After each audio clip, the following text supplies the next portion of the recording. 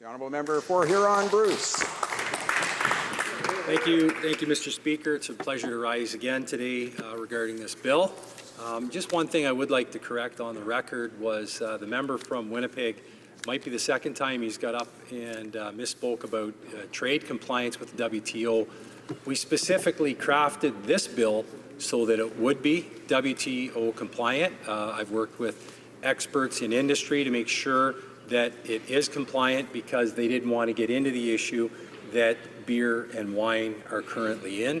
So the reductions in excise tax isn't targeted to a specific sector, it's targeted to all sizes of business inside the distillery industry. So that is fine, and if it does happen to go to committee, I would think it'd be great if we could have trade officials come in and provide their take on it. I'm sure their take would be the same as mine. It's also disappointing to hear from the Liberal member from Winnipeg talk about how lucky the industry is that the taxes haven't gone up in 30 years. Well, I hope that isn't the Liberal position on all taxation. We should do our very best each and every time to reduce the taxation. And now there's such a difference between what excise tax brewers and vintners have compared to the distillery sector. It's just a significant difference. And so we're just reducing this a small amount to help these people, these businesses throughout the country try and survive and excel.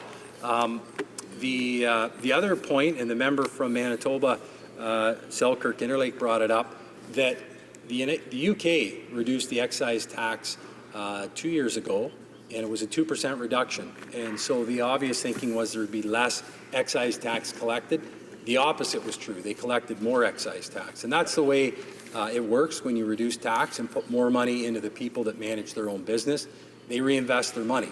I've received emails, literally, and phone calls from coast to coast in Conservative ridings, Liberal held ridings, NDP ridings, and maybe even a Green riding, where distillers are located. What do they say? We support this bill. Why wouldn't anybody support this bill? We've had distilleries say if this happens, this reduction happens, we'll hire 30 people. I've had another distiller say if you do this, it'll reduce my excise tax by $50,000. We'll be able to hire another person, okay? So this is what we're talking about, a chance to reduce taxes in a certain sector that's actually going to create economic activity by purchasing plant and equipment and materials, and also hiring more people. I can speak from my own experience in the riding of Huron-Bruce. After the changes were introduced with reducing the excise tax for wineries and breweries, we now have many wineries and many more opening that employ many people and are becoming more and more specialized each and every day. On the brewery side, there was 0 when I first got elected in 2008, and now there's 5, with many, many employees, many, many opportunities growing. And the great thing, I'll speak about the Ontario example, is the LCBO finally woke up and is now actually working with these small producers to get their products first on the local shelves, and if there's success there, get it out across the entire province. I can speak to one, Cowbell Brewery in my riding. They're on over maybe 100 or 200 shelves across the province.